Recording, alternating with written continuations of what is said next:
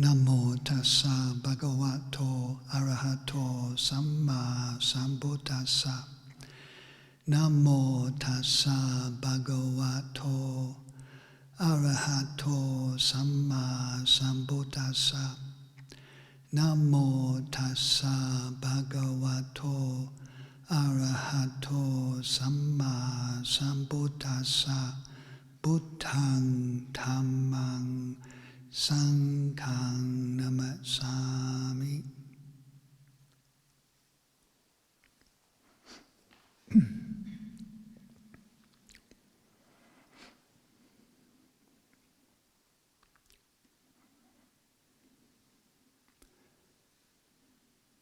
So it's the beginning of the Asian New Year tomorrow. It's the end of my stay tomorrow. Beginnings and endings. And I've had a very pleasant stay here, Bodhivana. I was invited to New Zealand for January, and the thought came to mind, because England in the January, February, March we have winter retreat. So the thought came to mind, why go back to England for winter retreat? Maybe I could stay in Australia, have a summer retreat. And so I asked Luang Kalyano if I could have some retreat time here, and he very kindly offered me a retreat kuti and a time for personal retreat here at Bodhivana, so I'm very grateful for that.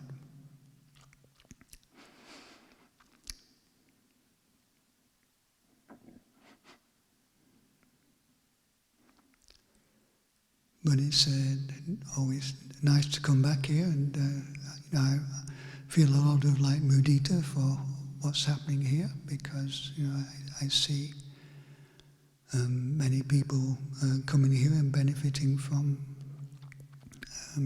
being here. So I came for New Year before I went to New Zealand. And I was really quite pleased to see so many people coming for the New Year retreat. The hall was full, even at midnight. And of course, there's not much accommodation here at the moment, so a lot of people are camping.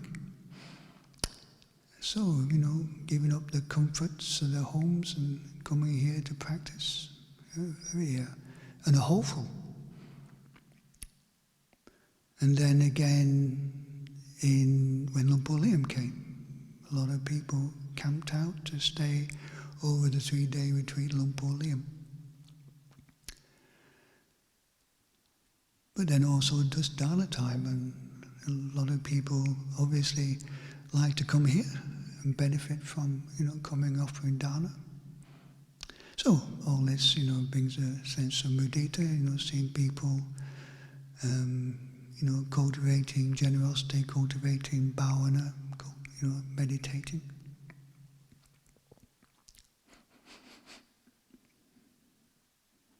And yes, the importance of having these sort of monastic environments, because the world can be quite a confusing place. And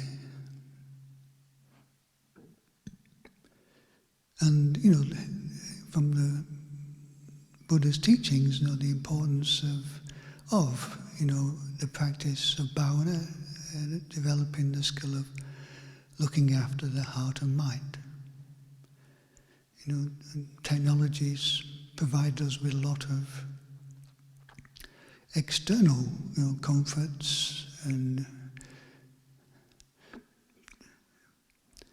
security in some ways, and nice things, entertainments, and lots of external things.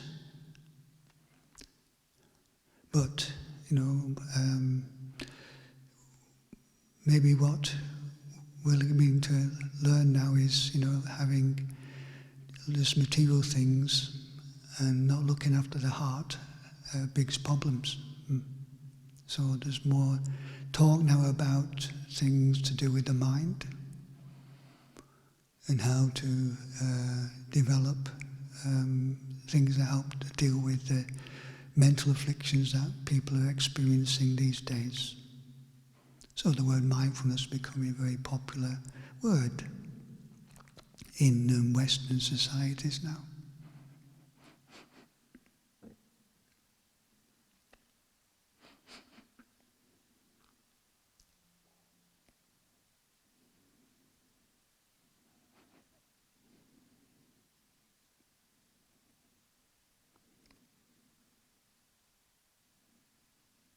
So I was 30 odd years ago, I was in New Zealand, and I met this Tibetan Lama who escaped from Tibet, had quite an arduous journey, made it to India, and lived in India for several years, and came to New Zealand to look after a monastery there.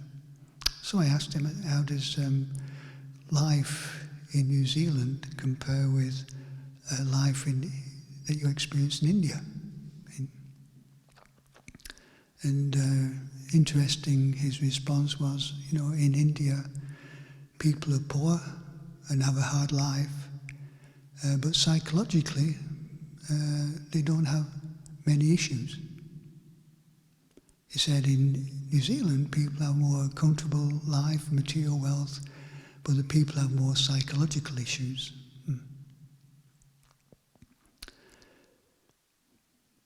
So maybe we thought technology would solve all our problems, but it doesn't seem to be happening, does it?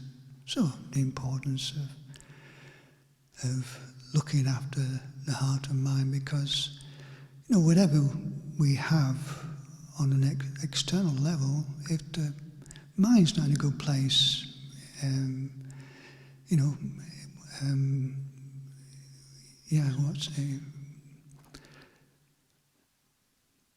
what to do about that? Yeah.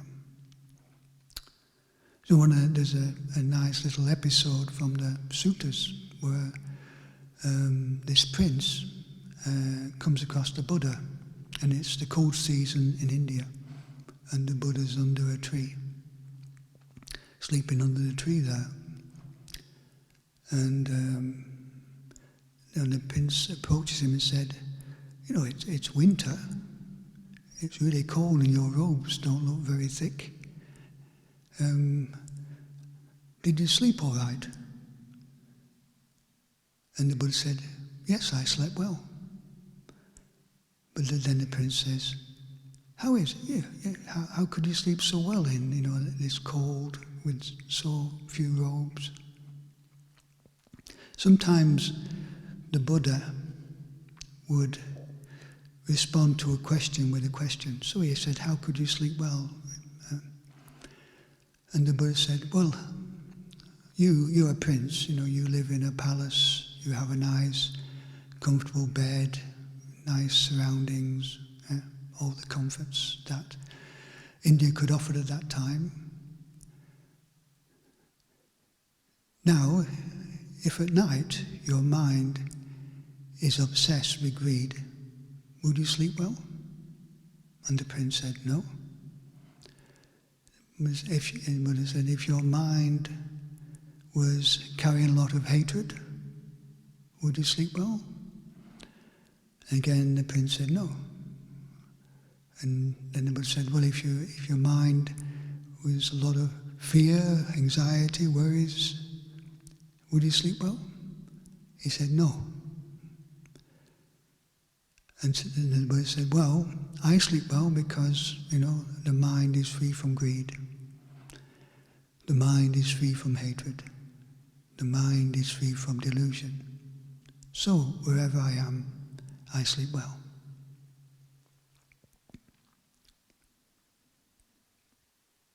So, this is why the Buddha pointed, cultivating a good mind, because, if we get the mind right, then wherever we are, whatever our surroundings are, we can be at ease and be at peace.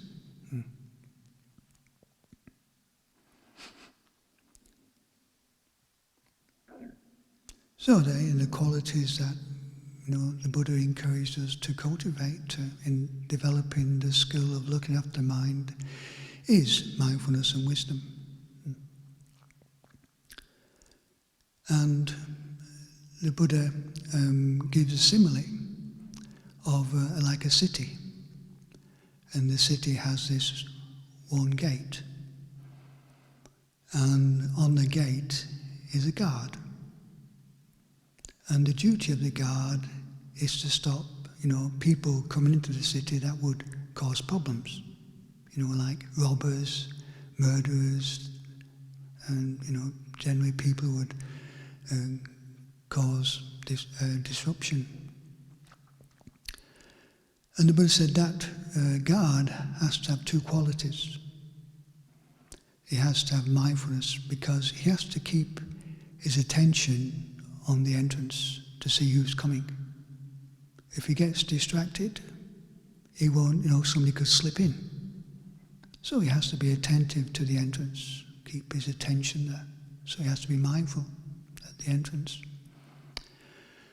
And then wisdom, he has to, a good guard knows who the good guys are the bad guys, who to let in and who not to let in.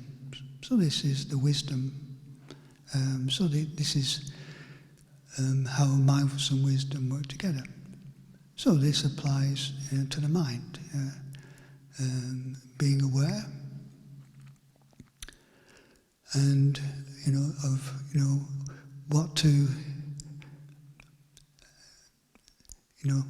being aware of what arises in the mind, knowing if it's skillful or unskillful, and developing a skill of not letting these unskillful states overwhelm the mind, like not letting the robbers into the city. So, we all experience unskillful states of mind, but developing a skill to be more aware of these and be able to deal with them skillfully so that they don't take over.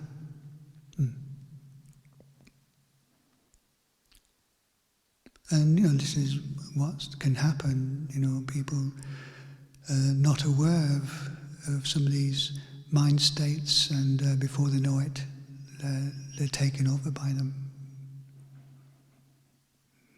Worries, anxieties, negativity.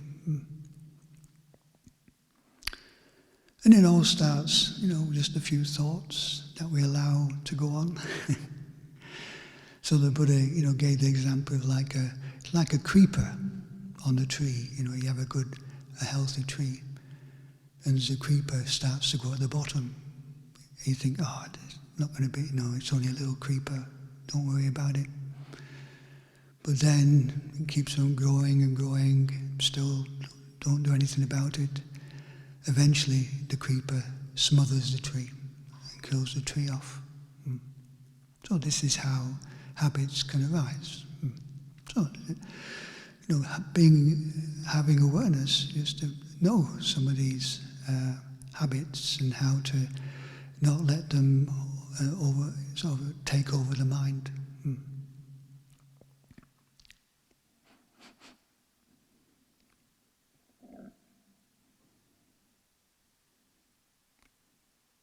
So this is where, the cultivation of mindfulness and wisdom come in.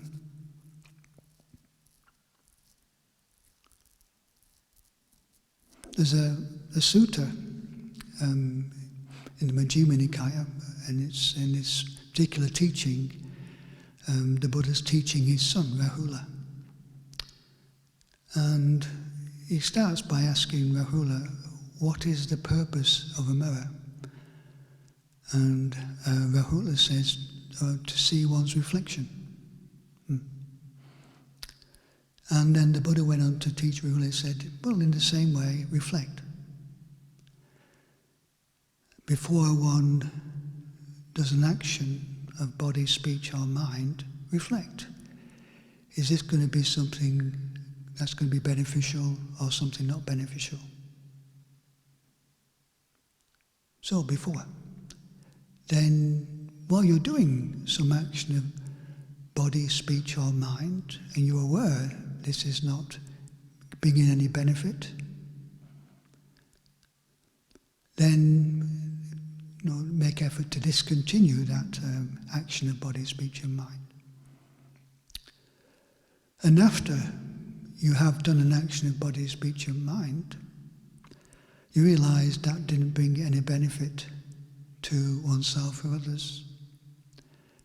It was unbeneficial. Then, in the future, try to refrain from such actions of body, speech and mind. To me, this reminds me how really mindfulness and awareness develop. At first, we don't realize something wasn't so helpful and skillful till after we've done it. But that's the start. Yeah.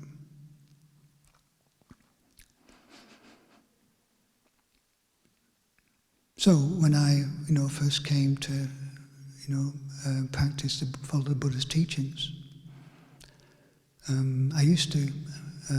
This was in 1978.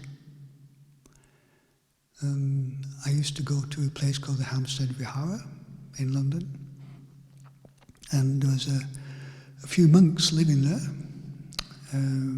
by the names of Luang Samedo, Lumpur Viradamo, living in this house in London. So I go there on a Sunday night to do chanting like tonight, meditate, and listen to a Dhamma talk. And I find it very helpful. Now, in those days, Lumpur Samedo didn't teach precepts because, English culture is quite a drinking culture. And if you start saying to people you've got to stop drinking, maybe people wouldn't come back. And I think the intention of Lumpur was to first just to instill some mindfulness and wisdom into people and let them decide on what they want to do from there. So I was meditating, but still going out drinking with my friends, drinking alcohol. But I was, meditating, developing some awareness. And I began to notice that after I'd been out drinking, the quality of mind wasn't as good as before I went out drinking. Because of this new awareness that had come about through the meditation. And that sense of awareness became something, I could say, very precious for me, just this sense of just having a bit more peace and clarity in the present moment, just a little bit. And I realized that's something important and something to treasure. And I didn't want to start doing things that would inhibit that. So I stopped drinking. And, and I'm in my working life, and, at work with somebody's birthday, we all went to the pub at mealtime to celebrate somebody's birthday. And of course, they all have drinking alcohol. And I decided not to drink alcohol. Now, I could have not gone, but I thought it's good to be social. I don't want to, come over as being a snob or anything like that. So I went with them, and I just had orange juice. And, I got criticized and mocked a bit, have a real drink, And, but, I thought, I really didn't mind, being criticized because I really wanted to look after the mind, yeah.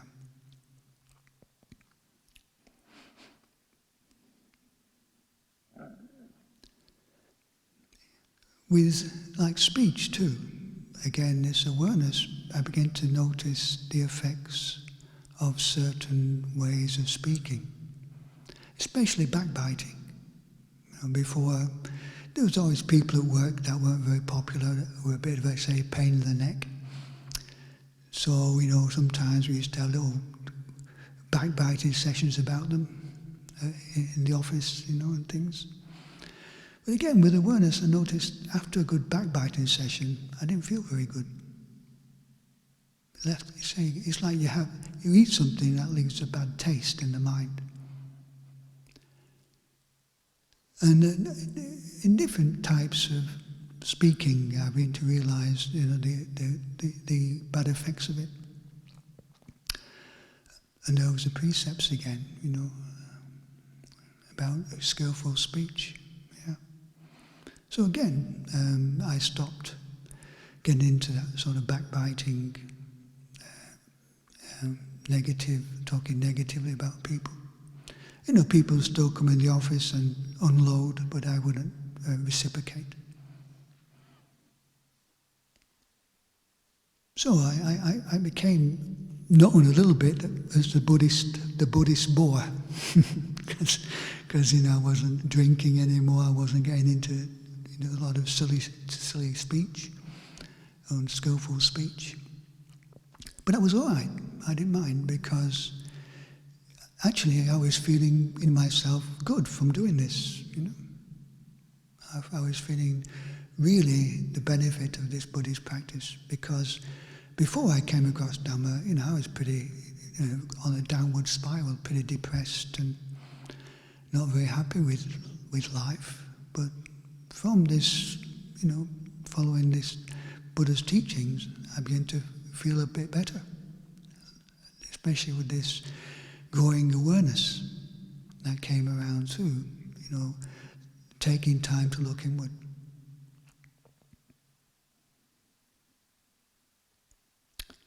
And the same with the mind too, how we get carried away with a state of mind and certain thoughts, and we don't realize we've done that till after it's stopped. And we got carried away with that one again. So again, still the acknowledgement that we got lost in an unskillful train of thought is something. It's a start. We have to start somewhere. So things trigger off certain thoughts, a memory of something somebody did or said that we remember. It brings up anger or ill will, and then our thought process get carried away, and we start proliferating about all the things we'd like to do to them. Our mind can really imagine a lot. Yeah, we get carried away with that. But of course, if we get carried away with that way of thinking, it just tends to feed the negativity. And that's not really conducive towards a happy mind. So at first maybe we realize that after, but then, as our awareness grows, we begin to see it more, well, it's happening. And then this is where we can start to change our thinking a bit. So rather than, thinking in terms of harming living beings, we can think, well, that person, did something unskillful, they got to reap the karma of it, but I don't want to create negative karma for myself by thinking bad thoughts about them. So this is a bit more skillful thinking, isn't it? Rather than get caught into the old habits, now to bring up some Dharma reflection. And the effect of that is it's like putting out the fire in a way. And because we're not following the thoughts that keep that mind state going, it begins to lose its power, its energy. It doesn't. Then we start in the practice of not letting these things overwhelm the mind.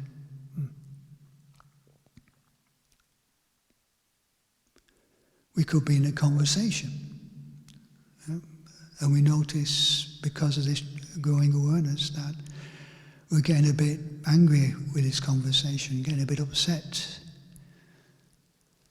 getting a bit hot under the collar, as they say. And we realize, because of this we might say something we might regret. So if we're aware of that, maybe to somehow steer away from that conversation, make some excuse to, excuse me, can we come back to this later? Just to sort of have time to not keep on with that conversation that you think's not going to a good place, a reasonable place.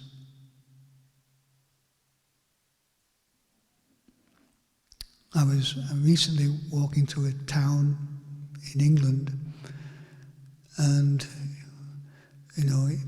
looking an interesting time of the way people responded to a monk in robes. Most of it was in some ways quite friendly, actually, in a town in the north of England. But this one chap wanted to sit me down and ask questions, so I sat down with him. He started asking questions. Some was reasonable. The initial questions were quite reasonable, and asking about the Buddha's teachings, about meditation. But then he started to really, get into very negative ways of speaking and being very critical, and then I thought, I don't want to continue this conversation. So I said, okay, I'm going now. And the man said to me, you can't go now. And I said, I can. So I got up and left. So, just to stop something that's not going to a good place, and yeah. So, knowing how to, do that. I didn't do it in a negative way, actually. I was quite, cool about it. But I just said straight, that's enough. I'm going now.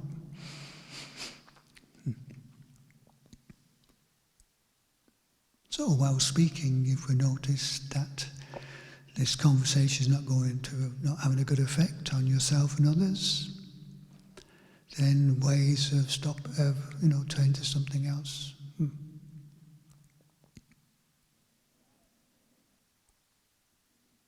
If we're doing something and we notice that it's not having a good effect on oneself or others, Sometimes I've found, when I was working building these monasteries in England, these 5-minute jobs that ended up taking all day. And you get so, trying to make this thing work, and you get so frustrated. But I really felt, again, actually stop for a moment, take a few breaths, or go away from the job for a few moments and come back to it. Refresh was quite a good way, and sometimes when you came back to it, you managed to do it. Rather, when you were caught up in the frustration, it not going as you wanted to do, then sometimes you make the situation, the work worse.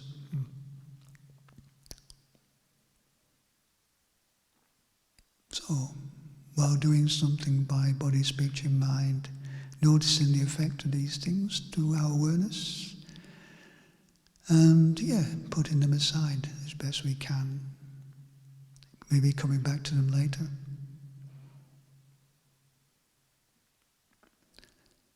But the perfection of mindfulness and wisdom is like really the guard of the city who really nothing can come in anymore. And this is more really seeing things as they arise in the mind. Seeing that memory and that negative thought arising, but then not following it. Knowing instantly this is not something to follow. Knowing that intention to do something on the physical level that is not going to be beneficial to oneself or others, and refraining from doing it. Or speech. So, my sort of background of my teenage years and, life in north of England was, evenings was at the pub. drinking, and the conversation was just talking to each other, making fun of each other. We say taking the mickey is this expression we use, and a lot of this sort of frivolous, mocking each other, and it was okay amongst the mates, we all knew it was just fun, But then I go to university, and these habits are there, and the people don't have the same humour maybe as they have in the north of England. So my speech used to upset a few people. It's all well-meaning in one way, but teasing people sometimes would upset. So there's a few people who became quite averse towards me. Yeah. So we do have habits of speech, but then, through the practice of mindfulness, a skill which has been beneficial both to myself and to others is actually the thoughts that come into my mind don't all come out of my mouth now. And that's a great blessing for me and for others sometimes, because some of the things that, little reactions when you talk, and sometimes the first thoughts that come up are not so skillful. And that moment to reflect, if this comes out of the mouth, is it going to be of benefit? So again, that the more sharper the mindfulness and the wisdom is, then you can catch it much quicker. And the quicker we catch it, the quicker we can let go. So a negative, emotion might come up, but you know it. And you reflect skillfully, and it doesn't take over anymore. This is like in the suttas. There's these episodes where the Buddha's meditating, and Mara comes. And Mara comes to the Buddha and said, you shouldn't be out here in the forest, you should be back in the palace looking after your wife and kid and doing this and looking after the kingdom. And the Buddha said, I know you, Mara. He just said that. I know you, Mara. And then the Mara would say, oh, the Buddha knows me, and he'd disappear. And to me, this is symbolic. When we really see things with mindfulness and wisdom, they lose their power. Mara loses his power, and he doesn't stick around.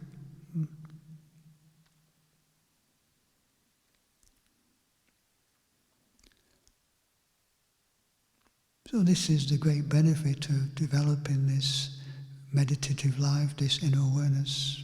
And I say it's something we don't do overnight, but it's something we gradually learn from knowing the effects of things after, from knowing things as they arise. But when we live more with mindfulness, we make the effort to cultivate mindfulness, then this leads naturally to more peaceful mind, because we're not keeping defilements going. And also promotes more wholesome mind states like, loving kindness, compassion, to naturally manifest the good things in the mind. It's like, people have gardens and like to look after the gardens, like spring in England now, a lot of weeding to do. And, people take the weeds out and the beautiful flowers manifest. So it's the same on the level of the mind too. Taking out the weeds and allowing the good things in the heart and mind to manifest.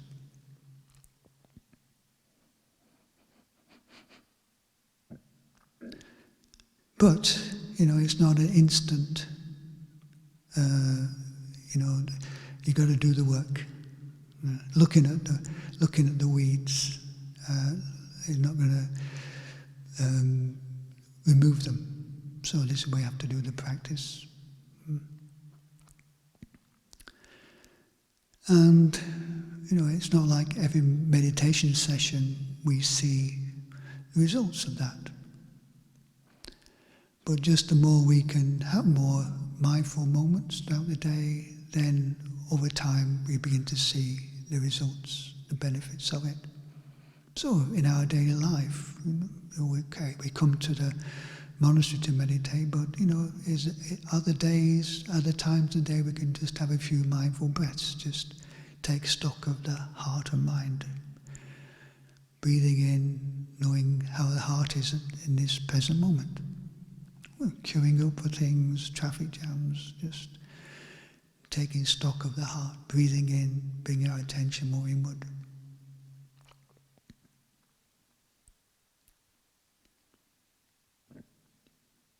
One of the stories I like to share with people concerns a gentleman who was a great supporter of the Sangha in England, and his name was Maurice Walsh. And he was a German professor in London, and he got interested in meditation. So he started going to the meditation classes at the Buddhist Society in London. And he did this for quite a while. But then, he didn't really feel he was getting any benefit from this meditation. You imagine, for a lot of us sitting there, the same old stuff going on. Same old thing again, sitting there praying with. And so he was thinking of giving up. He thought, I don't think I'll go again. And so he went home to his wife, and they were sat at the dinner table. And he was thinking this thought about not going to meditation again. And suddenly his wife said to him, Maurice, you've been so much less bad-tempered since you've been doing that meditation. And he suddenly realized, I don't react so strongly as I used to things.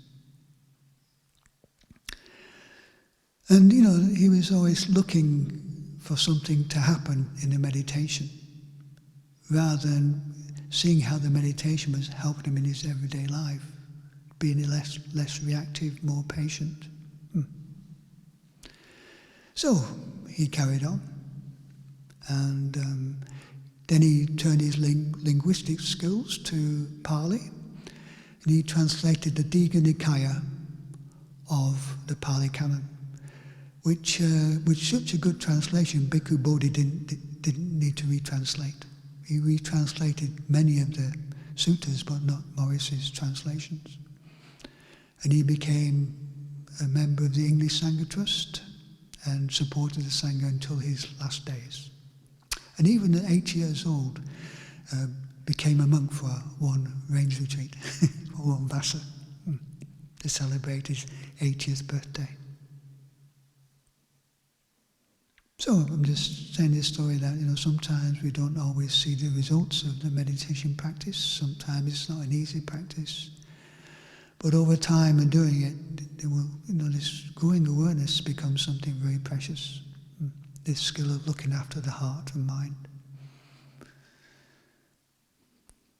And this is what the Buddha encouraged as a way to find more peace and wisdom in our lives. So I'd like to offer these reflections this evening.